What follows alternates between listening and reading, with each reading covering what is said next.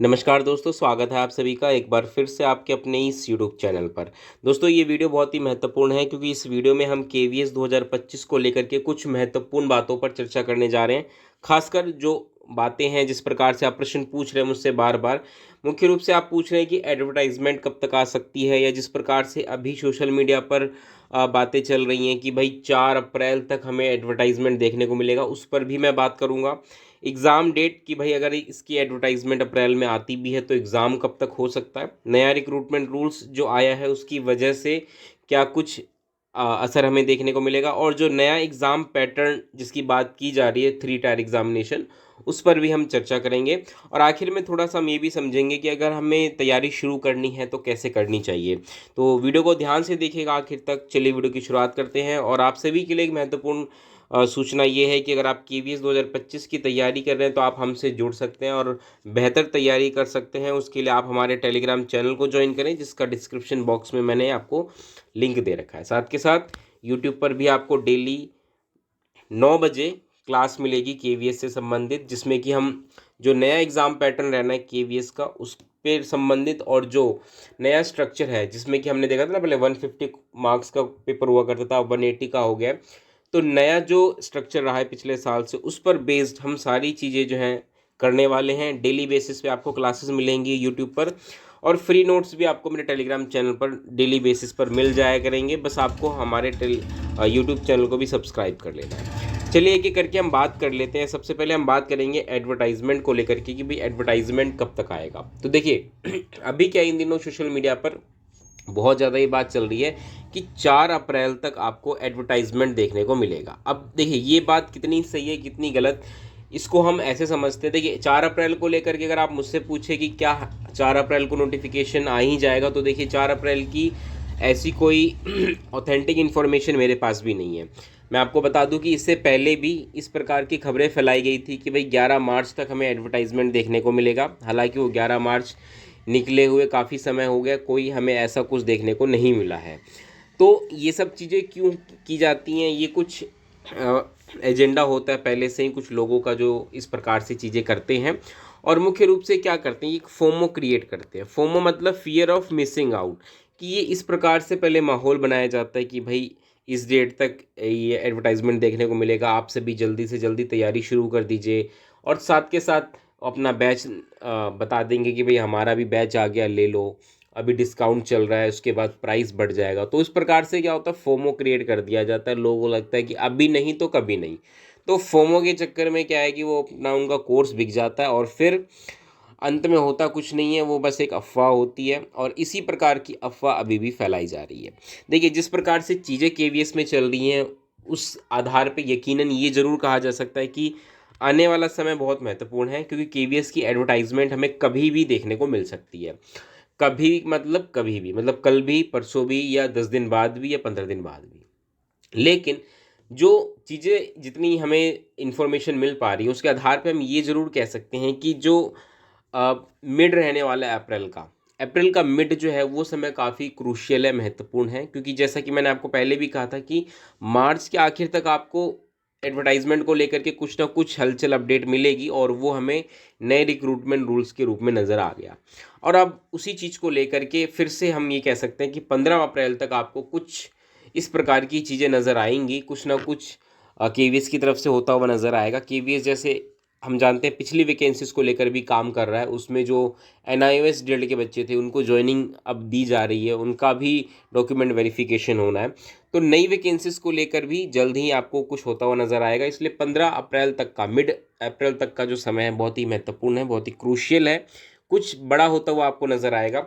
वहीं अगर हम बात करें एग्ज़ाम डेट की, कि भाई एग्ज़ाम डेट इसका कब तक हो सकता है, कि अगर भाई हम ये मान के चलें कि अप्रैल में अगर नोटिफिकेशन आ भी जाता है, तो इसका एग्ज़ाम कब तक होगा। तो ये बात देखिए ध्यान से समझ लीजिए कि जब एडवर्टाइजमेंट आएगा तो पूरी तैयारी के साथ आएगा, क्योंकि केवीएस बहुत बड़े लेवल पे चीज़ें बदल चुका है, बहुत नई चीज़ें आने वाली हैं। और नए एग्ज़ाम पैटर्न की भी बात, जैसा मैंने कहा था कि प्रपोजल गया हुआ है, और अगर वो इम्प्लीमेंट होता है तो उसके साथ चीज़ें होंगी जो भी होनी होगी।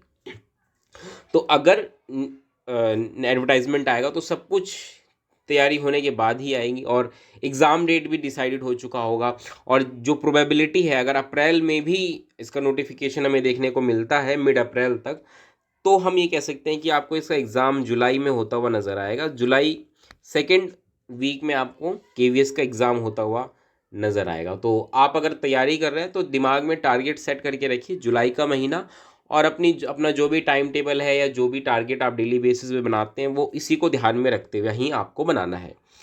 अब हम बात करें नए रिक्रूटमेंट रूल्स की, तो देखिए नए रिक्रूटमेंट रूल्स की वजह से बहुत परेशान है, खासकर पीजीटी वाले कैंडिडेट्स वो ज़्यादा परेशान है, क्योंकि उन पीजीटी लेवल पे बहुत ड्रास्टिक चेंज किया गया है। टीजीटी में जो सब्जेक्ट कॉम्बिनेशन वाली बात होती है, पीजीटी में जो एमए और उनके ग्रेजुएशन के सब्जेक्ट्स को लेकर के बात हो, इन सब चीज़ों की वजह से काफ़ी ज़्यादा असर हमें देखने को मिलेगा। बट प्राइमरी टीचर को लेकर के कोई ज़्यादा इस पर हमें असर देखने को नहीं मिलेगा, क्योंकि पीआरटी को लेकर के ज़्यादा कोई चेंजेस नहीं किए गए हैं, वही पहले वाली चीज़ें हैं। हाँ, बस जो स्पेशल एजुकेटर्स थे उनको भी मौका दे दिया जाएगा पीआरटी नॉर्मल में, बस उनको एक एनसीटी द्वारा जो रिकॉग्नाइज्ड एक कोर्स होगा वो करना पड़ेगा, और उसके बाद वो भी एलिजिबल हो जाएंगे। बट ये है कि रिक्रूटमेंट रूल्स का सबसे ज़्यादा असर में पीजीटी टीजीटी पे देखने को मिलेगा। पीआरटी पे अगर मैं बात करूँ तो पीआरटी वाले बच्चे निश्चिंत रहें, वो अपना जैसे तैयारी करते हैं करते रहेंगे।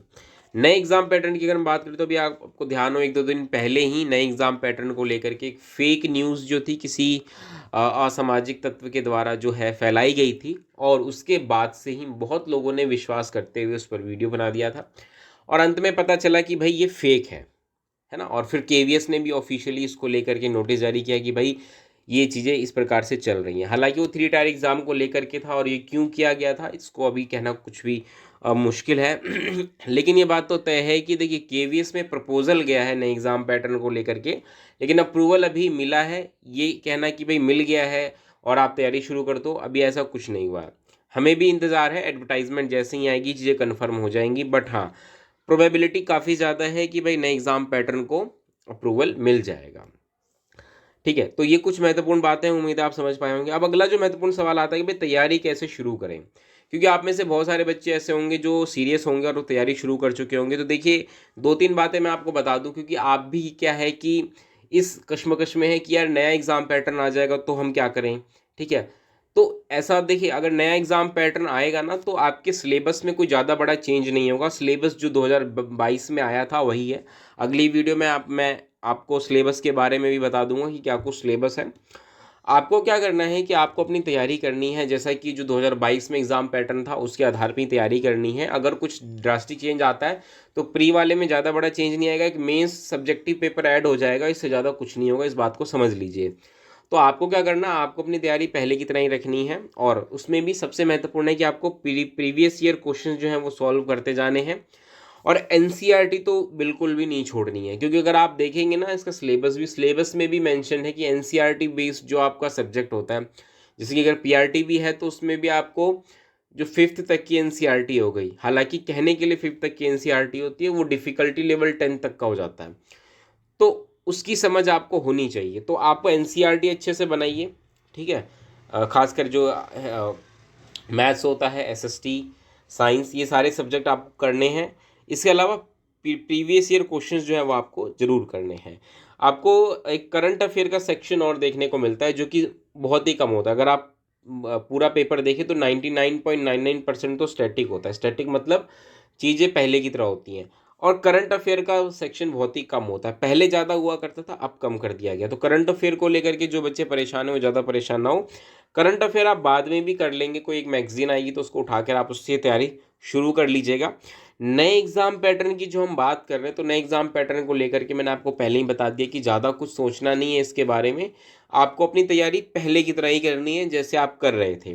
बस आपको जो PYQs होता है उसको ज़रूर लगाना है। जितने भी 5-6 पेपर हों पिछले 5-6 साल के, वो सारे सॉल्व कर लीजिए। उसको सॉल्व करने से ना बहुत कुछ पता चल जाता है कि भाई केवीएस क्या पूछ रही है क्या नहीं पूछ रही है। और एनसीईआरटी जब आप सॉल्व कर रहे होंगे तो आप देखेंगे कि मोस्ट ऑफ द क्वेश्चंस आपको एनसीईआरटी से ही मिलेंगे, इसलिए एनसीईआरटी बेस्ड जो आपको तैयारी शुरू करनी है।